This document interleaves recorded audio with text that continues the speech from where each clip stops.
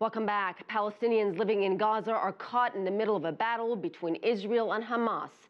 The Palestinian Health Ministry says some 200 people have now died and more than 1,000 men, women and children have been wounded during the conflict. Joining us now from Ramallah is Omar Barghouti. He's a researcher and human rights activist. Welcome to the program, sir. Thank you. Omar, why didn't Hamas's military wing accept the terms of this ceasefire? Well, this is not really a ceasefire. The so-called Egyptian agreement or proposal is an Israeli-American proposal packaged as an Egyptian proposal that requires the Palestinians to basically surrender. Criminal impunity to go destroy the lives and the livelihoods of thousands and thousands of Palestinians. 200 were killed, predominantly civilians, more than 80% civilians. Hundreds of homes were destroyed. We can't let that go without addressing the root causes of this issue, which is the occupation, the siege, the denial of basic human rights, including the right of two-thirds majority of Gazans to return to their homes from which they were ethnically cleansed during the Nakba of 1948. Most of Gaza are refugees from the 1948 campaign of ethnic cleansing. So we've got to address the root causes of the issue and not just the cosmetics, not just the superficial issue at hand. But what is the point of these rocket attacks into Israel? Would it not have been better to cease hostilities, to cease the violence, and give both sides the opportunity to talk about these issues? Well, the problem with the framing is that you're thinking of two sides like this when it's like this, when there's an oppressor and oppressed. A master and a slave can talk to each other, but only when there's respect for the right of the slave to be free. You can't have a serious dialogue in a master-slave relationship. So you can't start history with the resistance and the violence committed by the resistance. The very occupation, the very presence of the occupation of ethnic cleansing is the initiation of violence. The violence of the oppressed, the resistance type of violence, is a reaction.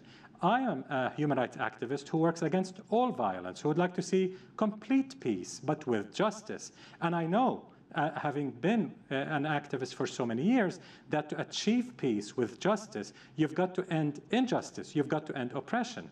So we can't start with resolving one part of the puzzle, ignoring the entire picture of occupation and colonial oppression. So Omar, what needs to happen right now for the violence to stop? What needs to happen is extensive international pressure, as in the boycott, divestment and sanctions or BDS movement is calling for. Palestinian civil society is calling for massive boycotts, divestment and sanctions against Israel, against Israeli corporations and institutions that are complicit in its regime of occupation, colonization and apartheid, and a boycott of international corporations that are enabling Israel to continue its occupation and oppression of the Palestinians. Without doing that, Palestinian popular civic resistance within cannot have any chance of turning the tables and ending this regime of oppression. We need international solidarity, as was done in the anti-apartheid movement of South Africa. Without international boycotts, we cannot do it alone. So we need BDS against Israel, against the corporations that keep its occupation going. Well, Egypt has played a key role as a secular conflict used by Hamas. But this is not about Israel versus Hamas. This is Israel versus 1.7 million Palestinians besieged, occupied, and tormented in the Gaza Strip. Palestinians in general view the so-called Egyptian proposals as Israeli-American proposals, a way through which Israel is trying to achieve what it failed to achieve in the field, as it was in 1937 in Spain. However, it has not achieved any of its political objectives. So it's trying through US pressure, Israeli pressure on the Egyptian regime to try to impose on the Palestinians what Israel could not impose militarily, and that is full surrender.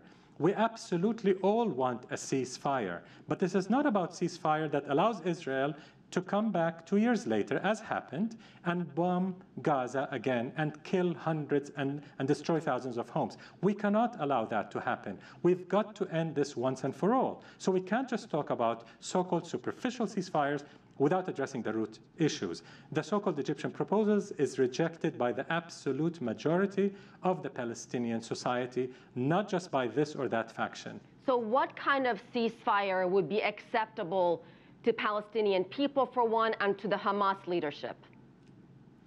Well, I can't speak for Hamas, but I can speak for Palestinian civil society.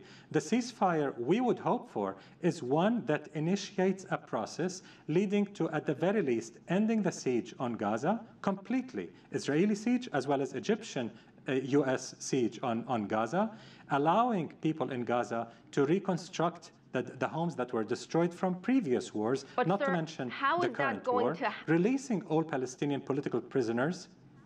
How is that going to happen if the hostilities have not ended? How will there be a negotiation when rockets are flying and air attacks are happening and bombings are happening?